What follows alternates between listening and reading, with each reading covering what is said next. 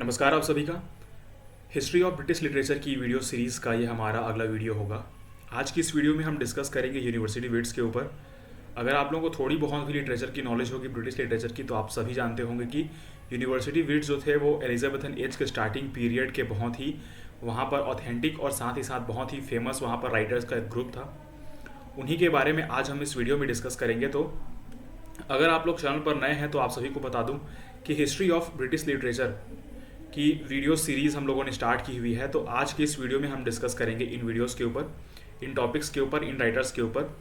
तो जैसा कि आप सभी जानते हैं कि यूजीसी नेट हो गया, सीजी सेट हो गया, यही आपका जो यूनिवर्सिटी का सिलेबस है। अगर आप लोग मास्टर्स करते हैं फिर बैचलर करते हैं आपका एमए इंग्लिश या फिर इंग्लिश ऑनर्स में, तो वो सारी चीज़ें आपको यहाँ पर देखनी पड़ती हैं कि आपके यूनिवर्सिटी विट्स कौन कौन से होते हैं, साथ ही उनमें आपके कौन कौन से राइटर्स आते हैं, उन राइटर्स की क्वालिटी क्या थी, उनका लिखने का स्टाइल कैसा था, तो किस तरीके से लिटरेचर को उन्होंने उस टाइम डील किया था। तो वो सारी चीज़ें आपको इस वाले वीडियो में देखने को मिलेगी।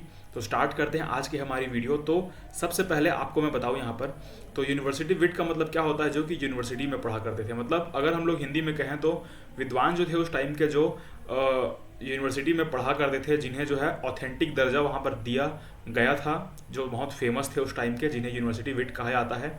इनमें आपका जो है द ग्रुप ऑफ 7 राइटर्स, मतलब इनमें 7 राइटर्स का एक ग्रुप था जिन्हें हम लोग कहते हैं यूनिवर्सिटी विट। अब यहाँ पर मैं आपको बताऊं कि यूनिवर्सिटी विट यहाँ पर जो है हमारे, वो उनका किस तरीके से वहाँ पर जो है डिवीज़न था। मतलब ये 7 यूनिवर्सिटी विट जो थे वो अलग अलग कॉलेज से बिलोंग करते थे, अलग अलग यूनिवर्सिटी से वहाँ पर बिलोंग करते थे। तो सबसे पहले मैं आप लोगों को इसके कोड की बात करूँ तो इसमें आप लोग ये वाला कोड इस्तेमाल कर सकते हैं, GNM और आपका LLP। कहने का मतलब क्या है, ये आप लोग कैम्ब्रिज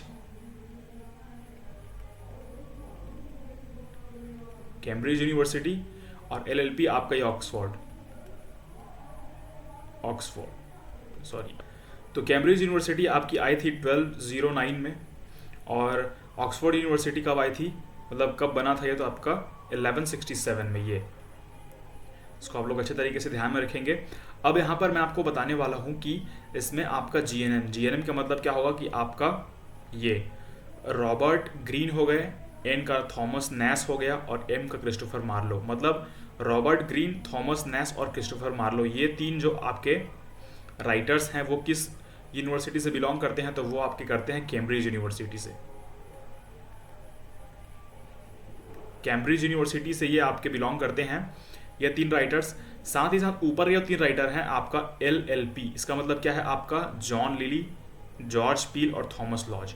तो ये 3 राइटर्स जो हैं वो कौन से यूनिवर्सिटी से बिलोंग करते हैं, तो वो आपके ऑक्सफोर्ड यूनिवर्सिटी से बिलोंग करते हैं। तो यहाँ पर आपको अब थोड़ा बहुत आइडिया हो गया होगा, ये वाली ट्रिक आप लोग याद करके रखिए। आपको यहाँ पर कौन से राइटर कौन सी यूनिवर्सिटी से बिलोंग कर रहे थे उसके ऊपर क्वेश्चन बहुत ज़्यादा पूछे जाते हैं। प्रीवियस क्वेश्चंस की मैं बात करूँ तो वहाँ पर डायरेक्ट क्वेश्चन पूछे गए हैं कि which of the following are associated with the Oxford University और कैम्ब्रिज यूनिवर्सिटी।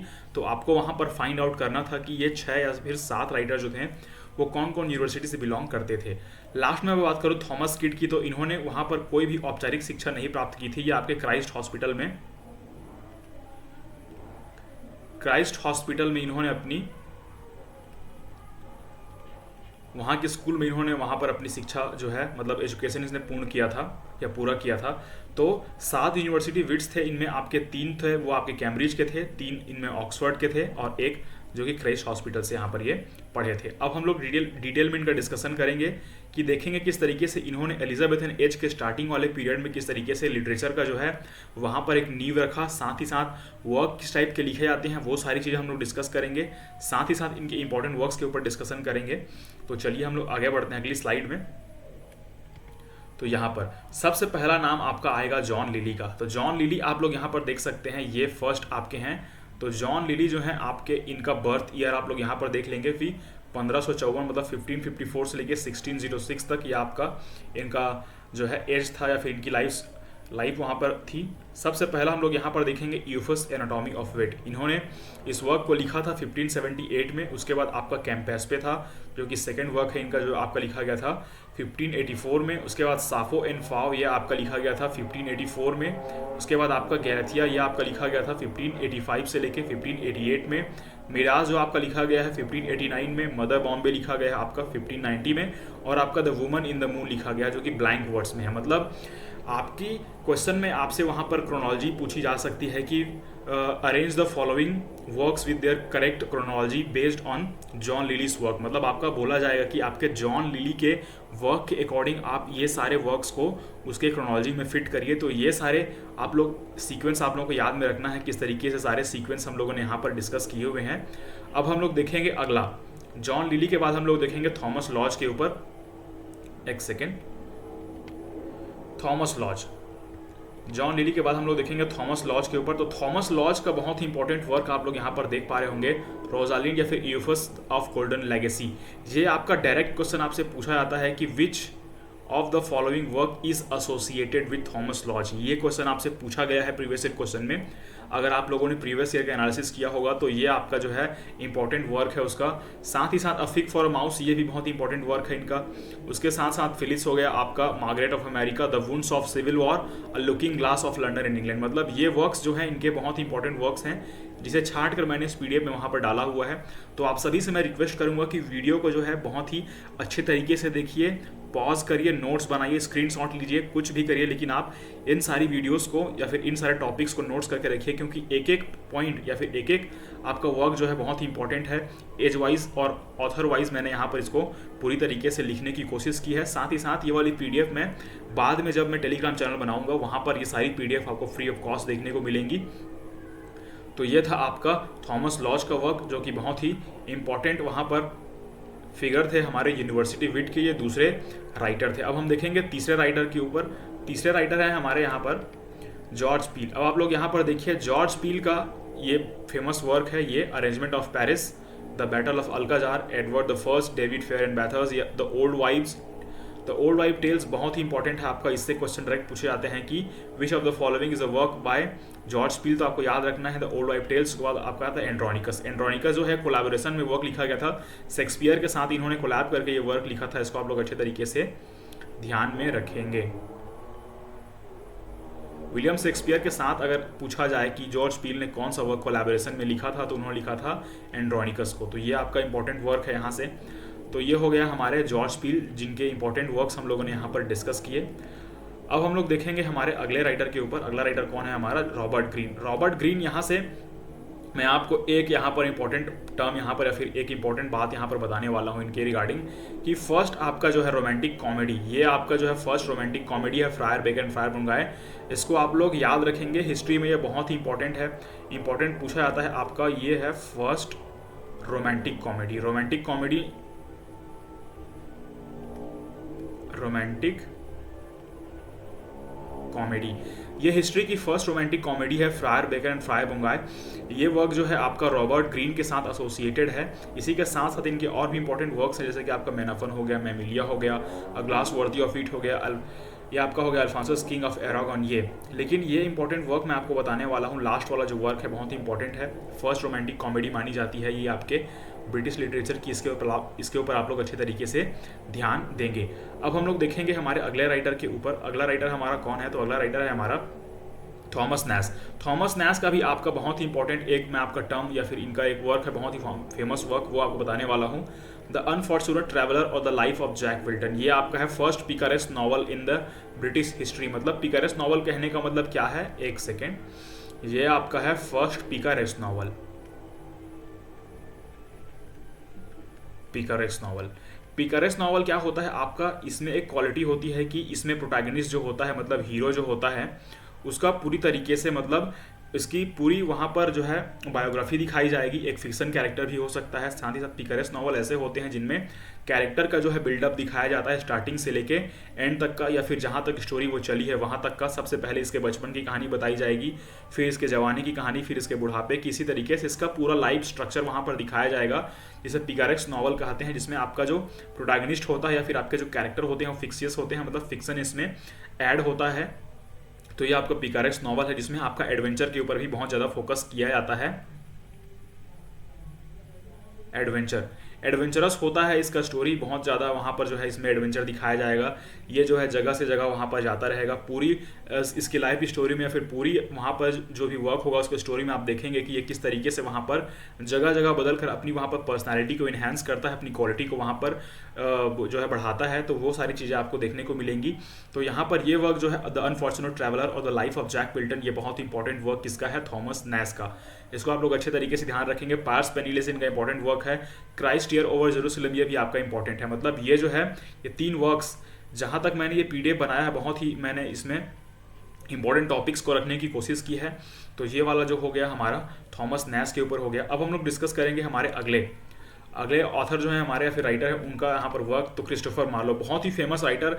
इन्हीं से आपका जो है, मैं आपको एक चीज़ बता दूं, जो आपका ट्रेजेडी लिखने का ट्रेंड था, ट्रेजेडी का प्लॉट जो प्रोवाइड कराया था विलियम शेक्सपियर को, वो क्रिस्टोफर मार्लो के वर्क से ही उन्हें वहाँ पर इन्फ्लुएंस होकर इन्होंने ट्रेजेडीज़ लिखी हैं। बहुत सारे ट्रेजेडी के प्लॉट इन्होंने यूनिवर्सिटी विट से उठाया। मतलब अगर आप लोग यूनिवर्सिटी विट पढ़ेंगे, उसके बाद अगर आप लोग विलियम शेक्सपियर के ऊपर जाएंगे, तो आपको वहाँ पर प्रॉपर तरीके से क्लियरली मेंशन होगा कि किस तरीके से विलियम शेक्सपियर ने इनके वर्क्स को वहाँ पर एनालाइज किया, इनके प्लॉट उठाए, साथ ही साथ इनके वर्क से जो है इन्फ्लुएंस होकर उन्होंने अपने वर्क्स में किस तरीके से वो सारी क्वालिटीज़ जो थी, मतलब किस तरीके से एक वर्क को लिखना है, किस तरीके से एक वर्क को रिप्रेजेंट करना है, वो सारी चीज़ें आपका इन्हीं यूनिवर्सिटी विट्स उन्होंने सीखी थी। क्योंकि विलियम शेक्सपियर ने वहाँ पर किसी भी तरीके की औपचारिक शिक्षा नहीं ली थी। तो एसोसिएटेड थे किस तरीके से ये अपने एलिजाबेथन एज में, लेकिन इनकी क्वालिटीज़ किस तरीके से थी, तो मतलब इन्होंने कॉपी किया था एक तरीके से कह सकते हैं आपके यूनिवर्सिटी विट्स के स्टाइल को, जिससे वे आगे चलकर और बहुत फेमस हो गए। तो डॉक्टर फेस्टस सबसे बहुत इंपॉर्टेंट आपका ये वर्क है। इसमें आपका एक डॉक्टर होता है जो कि आपका उसका लस्ट होता है किसके ऊपर, लस्ट फॉर नॉलेज,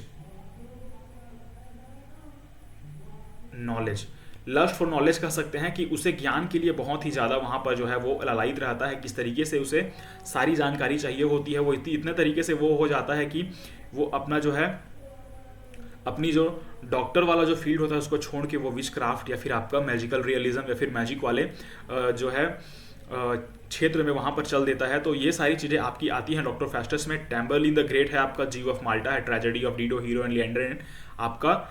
ये हीरो एंड लिएंडर जो है वो आपका एक कंप्लीट कंप्लीट वर्क नहीं है, ये एक इनकम्प्लीट वर्क था, क्योंकि ये 1993 में जब क्रिस्टोफर मार्लो की डेथ होती है तब उन्होंने ये ये वर्क जो है उन्होंने ये वर्क जो है अनफिनिश छोड़ के गए थे। तो उसके बाद इसे किसने कंप्लीट किया था, तो इसे कंप्लीट किया था जॉर्ज चैपमैन ने 1598 में। मतलब 2 चीज़ें आपको इसमें से याद रखनी है कि डॉक्टर फेस्टस, इसकी स्टोरी आपको कवर करनी है, साथ ही साथ इसकी जो है समरी आपको पूरी तरीके से देख लेनी है। दूसरा आपका देखना है आपका ये Hero and Leander. Hero and Leander से क्वेश्चन ये पूछा जाएगा कि which of the following work is incomplete work of Christopher Marlowe, तो ये पूछ देगा। फिर उसमें यह पूछ सकता है कि which of the following work is completed by, which of the following work of Christopher Marlowe is completed by George Chapman. 2 type के क्वेश्चन यहाँ से बन सकते हैं। तो आपको देखना यह है कि हीरो एंड लिएंडर जो है वो आपका अधूरा लिखा गया था 1993 तक, फिर उसके बाद 1593 है, उसके बाद 1598 में इसे कंप्लीट कराया गया या फिर कंप्लीट किया गया जॉर्ज चैपमैन के द्वारा। तो ये आपका इंपॉर्टेंट पॉइंट यहाँ से आप लोग नोट करेंगे इसको। उसके बाद हम लोग देखेंगे हमारे अगले राइटर के ऊपर। अगला राइटर हमारा ये आपके यूनिवर्सिटी विट्स के अगले और आखिरी राइटर हैं थॉमस किड। थॉमस किड के ऊपर हम लोग अगर देखें तो थॉमस किड की अगर हम लोग यहाँ से बात करते हैं तो थॉमस किड ने वहाँ पर कॉर्नेलिया लिखा है, उसके बाद लिखा है एरन ऑफ आपका फिशरहैम लिखा है, फिवरसम लिखा है, उसके बाद the Spanish tragedy Hieronimo is mad again. ये आपका जो है स्पेनिश ट्रेजेडी बहुत इंपॉर्टेंट वर्क है, ये एक काइंड ऑफ रिवेंज ट्रेजेडी है। रिवेंज ये आपकी रिवेंज ट्रेजेडी है जो आपकी लिखी गई है किस तरीके से वहाँ पर स्पेनिश आर्माडा और आपका जो है ये ब्रिटिश जो आपके उस टाइम पे युद्ध चल रहा था, तो किस तरीके से वो आपका युद्ध या फिर जो वॉर हुआ था वो कंप्लीट हुआ था, जिसमें आपका वहाँ पर जो भी स्टोरी थी, मतलब जो भी वहाँ पर हो रहा था, जो सारी चीज़ें हुई थी, वो सारी चीज़ें आपका थॉमस किड ने इस स्टोरी के थ्रू वहाँ पर डिस्क्राइब करने की कोशिश की है। तो ये इंपॉर्टेंट वर्क है आपका द स्पेनिश ट्रेजेडीज़ को आप लोग अच्छे तरीके से ध्यान में रखेंगे। तो ये वीडियो प्रॉपर आज की थी जो हमारी यूनिवर्सिटी विट्स है उनके ऊपर। तो आई होप आपको वीडियो अच्छी लगी होगी। वीडियो अगर अच्छी लगी हो तो वीडियो को लाइक करिएगा, चैनल को यहाँ पर सब्सक्राइब करिए ताकि आने वाली वीडियोस की जानकारी आपको प्रॉपर तरीके से मिलती रहे। और आपको करना क्या है, इस तरीके से आपको प्रॉपर यहाँ पर नोट्स बनाते हुए चलना है। पॉइंट बाय पॉइंट मैंने यहाँ पर चीज़ों को यहाँ पर सीक्वेंस में लगा रखा है। सबसे पहले हम लोगों ने हिस्ट्री ऑफ ब्रिटिश लिटरेचर का वहाँ पर जो है एज एक्सपैंड देखा, मतलब कहाँ से कहाँ तक ये एज चला है। फिर उसके बाद हम लोगों ने ओल्ड इंग्लिश के ऊपर ध्यान दिया। ओल्ड इंग्लिश के बाद हम लोगों ने वहाँ पर एंग्लो सेक्शन के ऊपर गए। एंग्लो सेक्शन के बाद एंग्लो नॉर्मन पर गए। फिर उसके बाद हम लोगों ने एज ऑफ रिवाइवल देखा। एज ऑफ रिवाइवल देखने के बाद हम लोग देख रहे हैं यूनिवर्सिटी विट्स के ऊपर। यूनिवर्सिटी विट्स के बाद हम लोग देखेंगे आपका जो है एलिजाबेथन एज या फिर रेनेसांस। उसके बाद हम लोग उसमें देखेंगे कि विलियम शेक्सपियर का क्या कंट्रीब्यूशन था। फिर आपका जैकोबियन एज आएंगे, फिर आपका कैरोलाइन एज। इस तरीके से हम लोग एज बाय एज हम लोग डिस्कस करेंगे। साथ ही साथ आपको मैं जो राइटर्स के ग्रुप हैं उन राइटर्स के ग्रुप से भी मैं आपको रूबरू कराता चलूंगा। जैसे कि फर्स्ट वाले आप लोग देखेंगे कि आपका 16th सेंचुरी में कौन कौन से आप राइटर्स का ग्रुप था, तो यूनिवर्सिटी विट्स थे। 17th सेंचुरी में कौन सा राइटर ग्रुप आते हैं, तो मेटाफिजिकल पोएट आते हैं। मेटाफिजिकल पोएट के बाद कौन से ग्रुप आता है आपका, तो वो ग्रुप आता है आपका मेटाफिजिकल के पोएट के बाद आपका और एक ग्रुप आता है रोमांटिक पोएट, हम लोग जिसे कहते हैं लेक पोएट कहते हैं। लेक पोएट के बाद कौन सा ग्रुप आता है, मतलब ग्रुप किस तरीके से डिवाइड था, कौन कौन से एज में कौन कौन से ग्रुप ऑफ राइटर्स जो थे वहाँ पर लीड कर रहे थे, वो सारी जानकारी मैं आपको वीडियो सीरीज़ के माध्यम से देने की कोशिश करूँगा। स्टार्टिंग वाली वीडियो है तो थोड़ी आपको बोरिंग लग रही होगी, लेकिन मैं अपने तरफ से इसे इंटरेस्टिंग बनाने की कोशिश करूँगा। तो मिलते हैं नेक्स्ट वाली वीडियो में, तब तक के लिए बहुत बहुत धन्यवाद।